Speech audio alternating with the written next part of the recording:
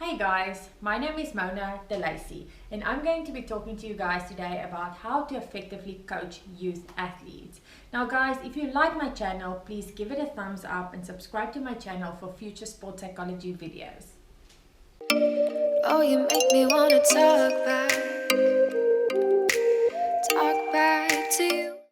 So my coaching experiences started at the age 16, 17, where I've been doing sport then for about 7-8 years on the international stage. I started coaching athletes from my garage gym, teaching them the skills of what I have learned, teaching them the basics of sport, and also because I really loved working with youth athletes. From there on, I opened up a CrossFit gym, which was also the first CrossFit gym in my city at that time in South Africa.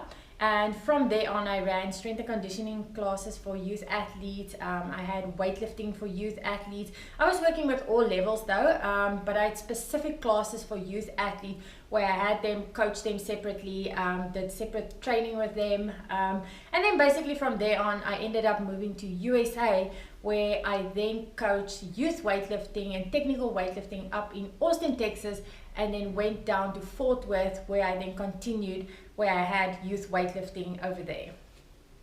Now, what I learned as a coach when you work with youth athletes, now the first thing that you need to know when you work with youth athletes is you need to have patience. You need to know that you're working with a group of kids. It could be from the ages 4 to 10 years old, even older than that, and you need to know that every kid is on a different level, and also every kid is on a different maturity level. So you need to understand that there's going to be some kids that you coach, especially if it's in groups, that's going to learn the movements really quickly. And then there's going to be kids that are a bit slower when it comes to learning the movements. That doesn't mean as a coach that you have to give up with them. That just means that you need to be really patient with them, and you need to know that when you are working with this group of youngsters, that if you work in a patient way with them, it will make such a difference to them, because it will actually also make them feel like you care. When you go and you rush things and you tell kids that they are not good enough, this is the things that sticks with kids for a very long time. So you need to understand that there's going to be different types of kids that you are working with. Now, another point that I've learned through my whole coaching career is when you work with kids, you cannot just coach them from an authoritative type of perspective. You need to coach them actually going down to their level. You need to ask about how their day was. You need to talk to them, and in a way that the kids understand. You don't have to baby them, but if you actually just go down to their level and show that you can understand them and they can understand you, this will make such a big difference, because it will just create that sense of trust when it comes to the coach and athlete relationship. Number 3 that's very important when you coach athletes, and what I've learned, is you need to be flexible with the programming. Now, I've had many situations in my coaching career where I have had to change the program completely during a session, because this might sound like the weirdest thing, but I've had the kids even having a different kind of mindset or even mood coming into the class when the weather is overcast, when the weather is, for example, sunny, and if, for example, they were kept in the class because it was raining outside during school, or if they had time to play. So you need to take all those things into consideration when the kids come to your classes. If you have a set plan and it has to change because maybe the minds of the kids aren't there that day and it's all over the show and maybe they're not focusing, just be flexible as a coach.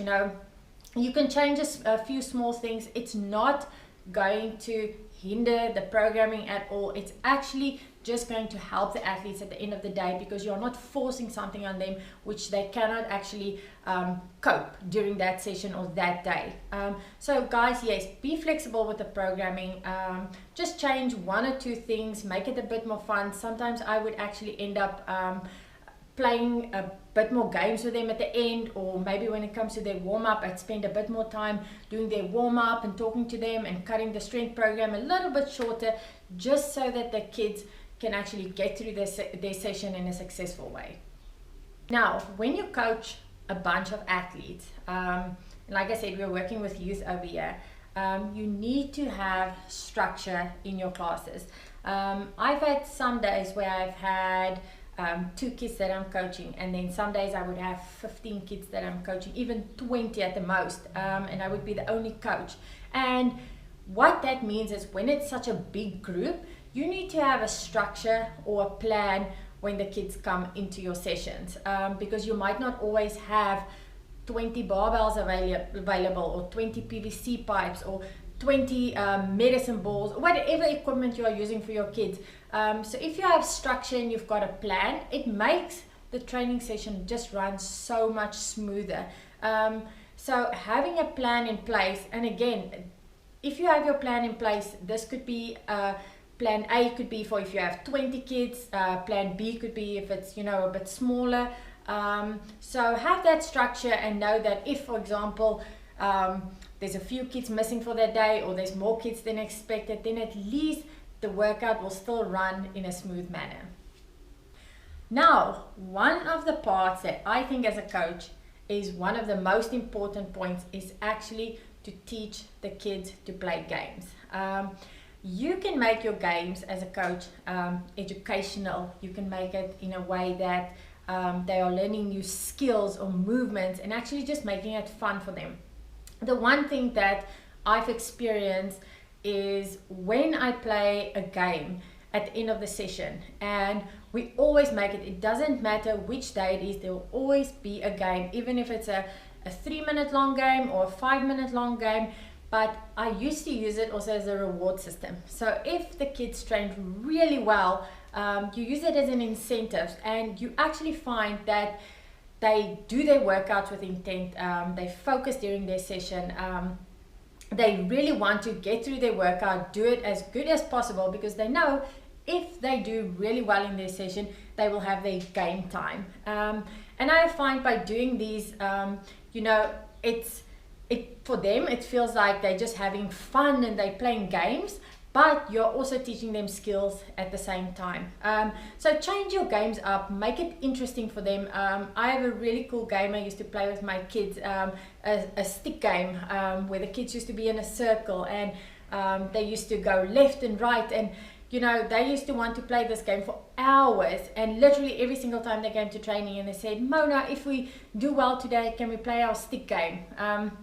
So games is such an important part when it comes to teaching athletes skills and movements, and at the end of the day, making it fun for them. So guys, when you as coaches work with your youth athletes, remember, bend the branches while they are young, so you can make a massive difference in a kid's life when it comes to building their base for sport. You need to make sure that even though you don't need to yell or scream, but one thing you need to remember as a coach is you need to teach the kids the proper techniques. If you teach them the proper techniques and the movements, this will carry over later on in their life, when they want to take the sport further, or if they even use the sport as an assistant sport for whatever they might do, basketball, baseball, football, anything like that. Okay, so make sure that you let your kids know that technique is of utmost importance when you coach, because if the kids do not do the proper technique, that is when they will hurt themselves. They learn bad movement patterns, and this will go on later on in their life where you do not work the correct muscle groups. So yes, just focus on technique. It will make such a big difference.